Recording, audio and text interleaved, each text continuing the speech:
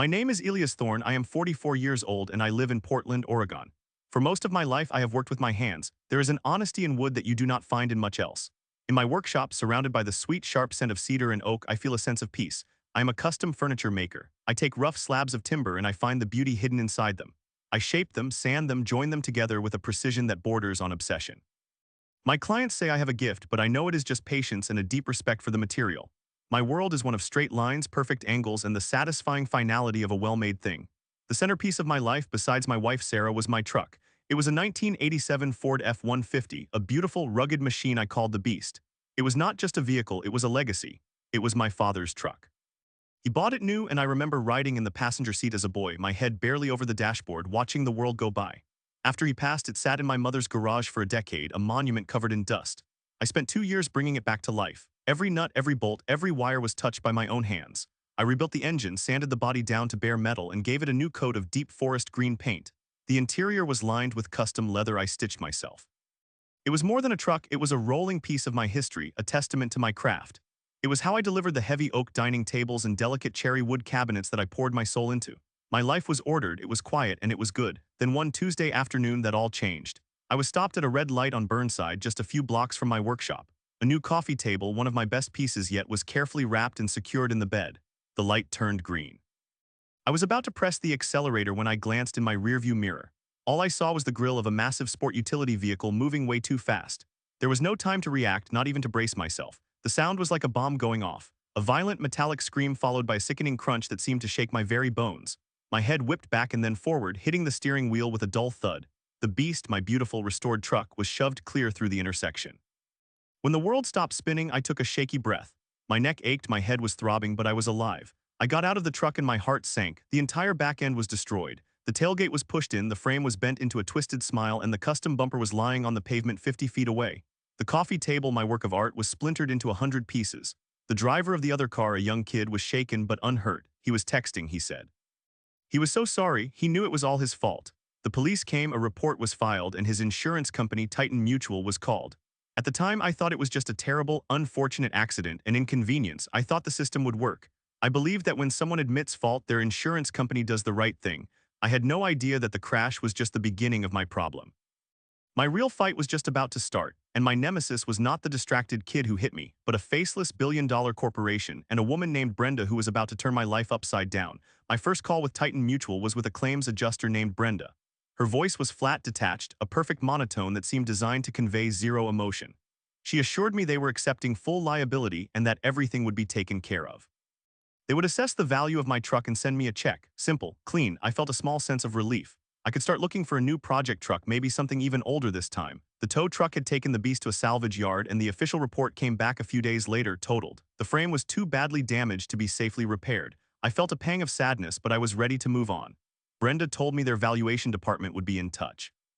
A week later, I received an email. The subject line was "Your total loss settlement offer." I opened it, expecting a number that reflected the truck's classic status and the thousands of hours of restoration work I had put into it. The number I saw made me laugh out loud. It was a joke. It had to be. They were offering me less than what a rusted-out shell of the same model would cost. It was barely a third of what I knew its actual cash value was. I figured it was a simple mistake, a clerical error. I called Brenda back. "There must be a misunderstanding," I said, trying to keep my voice calm. "This offer is significantly below the market value for a vehicle in this condition." Brenda's response was the first sign that this was not a mistake. "Mr. Thorne," she said, her voice still a perfect, unwavering drone, "our valuation is based on a system called CCC1. It is the industry standard. It analyzes comparable vehicles in the market to determine the value." I told her I understood, but that her comparable vehicles, her comps, must be wrong. I offered to send her my own research listings for similar restored trucks in the Pacific Northwest, auction results, and documentation of the work I had done. "You can send whatever you like, Mr. Thorne," she said, "but our valuation is based on the data in our system." It was like talking to a wall. A polite, unhelpful wall. So I started my fight. I spent days gathering evidence. I found 5 classic Ford trucks for sale within a 200-mile radius, all in similar restored condition. Their asking prices were all in the same ballpark, a number that was nearly triple what Titan Mutual was offering. I compiled everything into a neat package, a professional-looking document with photos, links, and my detailed restoration log. I emailed it to Brenda, confident that this undeniable proof would force her to adjust the offer. Her reply came 2 days later. It was a single sentence. "We have received your documentation and our offer remains firm." Now the anger started to build. This was no longer an accident, it was an insult. It was a deliberate attempt to cheat me. I demanded to see the comps their system had used. I told her that according to Oregon state law, she was required to provide them. There was a pause on the line, the first break in her robotic composure. Fine, she said with a hint of annoyance.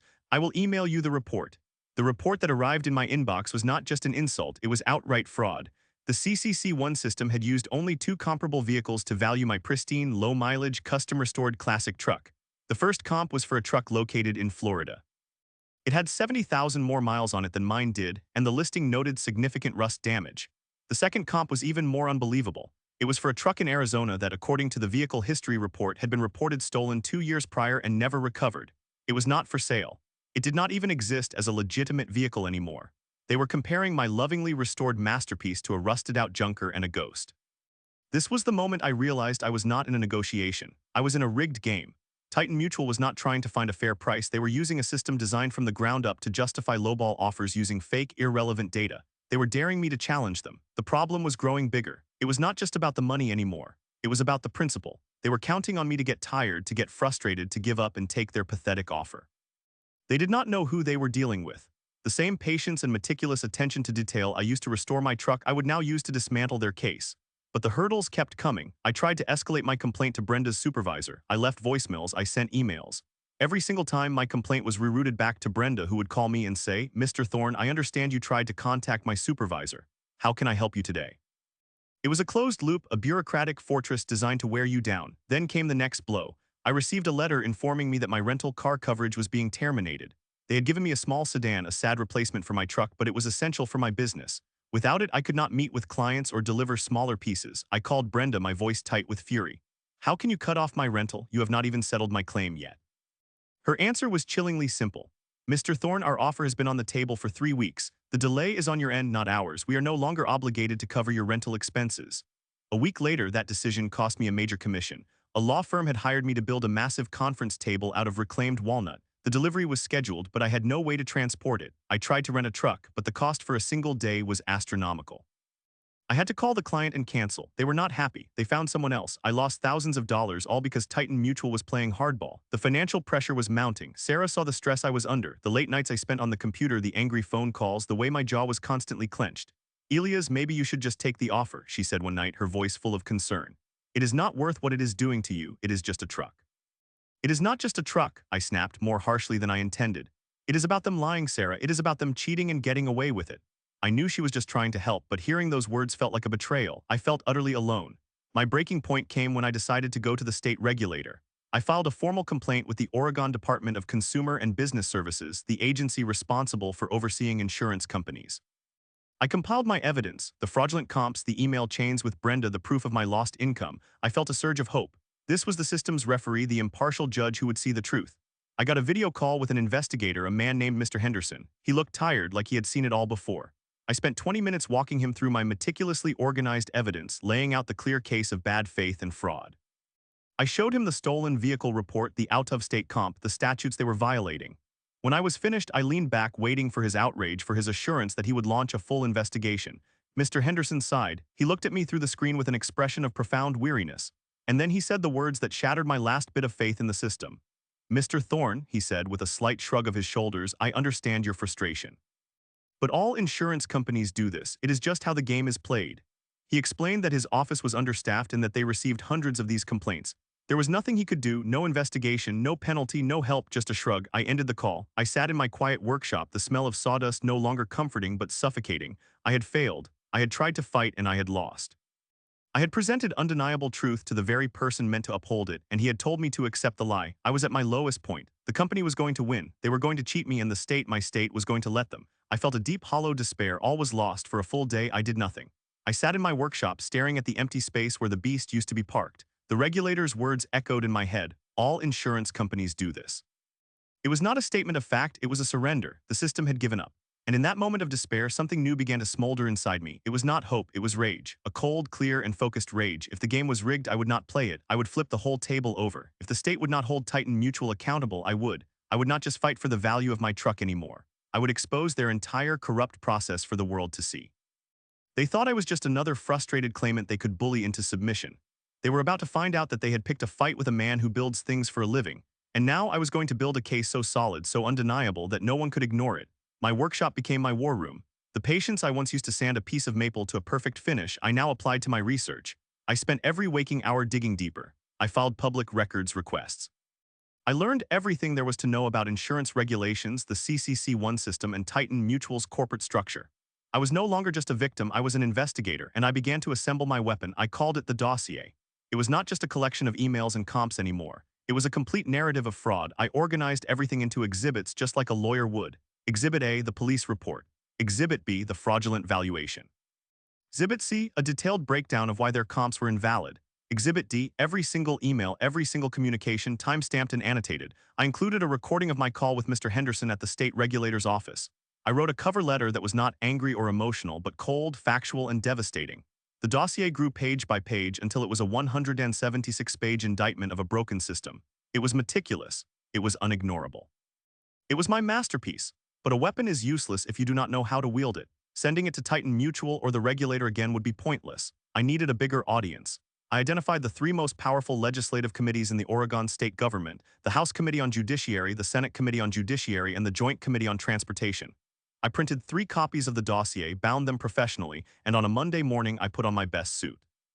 I walked into the Oregon State Capitol building and I hand-delivered a copy to the office of each committee chair. I did not just mail it, I wanted them to see my face. I wanted them to know a real person was behind this, not just a piece of paper. Then I went home and took the next step. I turned the entire dossier into a long, detailed article. I did not hold anything back. I named Brenda. I named Mr. Henderson. I named Titan Mutual. I published the whole thing on the website Medium, a platform for writers. I gave it a title that was both a statement and a challenge: a corporate fraud that hurts Oregonians and a state that will not stop it.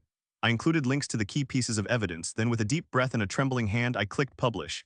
And I shared the link on Reddit. For the first few hours, nothing happened. Then a few people started to read it, then a few hundred. By the end of the day, it was thousands. People were sharing it on social media. They were outraged. They left comments sharing their own horror stories with insurance companies. My personal fight had struck a nerve. It was not just my story anymore, it was everyone's story. The view count climbed: 10,000, 50,000, 100,000. Within a week, over 500,000 people had viewed my story across Medium and Reddit. I had bypassed the gatekeepers. The media had ignored me. State had shrugged, so I had gone directly to the people, and the people were listening. I had become the voice loud enough to shake a state. The climax was not a single moment, but a rising tide. But the moment that felt like true justice, the moment I knew I had won, came on a Thursday morning 2 weeks after I published the article. An email landed in my inbox. The sender was from the Office of the Oregon Attorney General. The subject line was, "Official inquiry regarding your complaint." My heart hammered against my ribs. I opened it. The email was brief and formal. It stated that the Department of Justice had been made aware of my public allegations and the significant public response.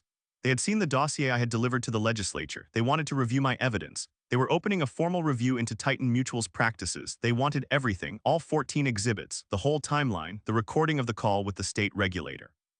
They asked me to send it all to the head of the Consumer Affairs Division. This was it. This was the moment of truth. I could have just replied and attached the files. But I knew I had to make this final move count. I had to make it a checkmate. I spent the next hour crafting the perfect email. The tone was respectful but uncompromising. I laid out the stakes, not just for me, but for every citizen in the state. I attached every single file clearly labeled. And then I planned the delivery. In the TIF field, I put the name of the head of the Consumer Affairs Division. In the CC field, I added the Oregon Attorney General himself, his 2 senior deputies, the governor's office, and the 3 chairs of the legislative committees who already had my dossier. I was creating an undeniable public record. I was forcing everyone in a position of power to look at the evidence simultaneously. No one could pass the buck. No one could claim they had not been informed. And then for my final poetic move, I added one more list of recipients to the BCC field, the blind carbon copy. It was a list of every single journalist and news reporter I had contacted over the past months, the very people who had ignored my story. They would not be able to report on it immediately, but they would know that the government was now officially involved. They would be watching. I took a deep breath and I hit send. It was done. The consequences were immediate and profound. The next day, I received a call from a vice president at Titan Mutual. His voice was laced with panic. There were no arguments, no defenses. He offered to settle my claim for the full amount I had originally requested. Then he offered to pay for the lost business commission. Then he offered an additional sum for my trouble. I accepted. The money was wired to my account within an hour, but it was never just about the money. The resolution was much sweeter than that.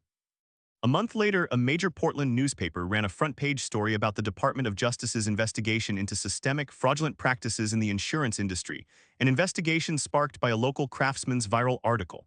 Brenda, I later heard through a friend of a friend, was no longer working in claims. She had been reassigned to a department with no public contact. My life returned to a new kind of normal. I bought another old truck, a Chevrolet this time, and began the slow, satisfying process of bringing it back to life. But I was changed. I had found a voice I did not know I had. I started a small website, a resource for people fighting their own insurance battles, using my dossier as a template. I taught people how to document everything, how to build a case, how to fight back. One evening, a few months later, I was in my workshop, the smell of sawdust and fresh paint filling the air. An email notification popped up on my phone. It was from a woman in Ohio. She had read my story. She had been in a similar fight with her insurance company and was on the verge of giving up.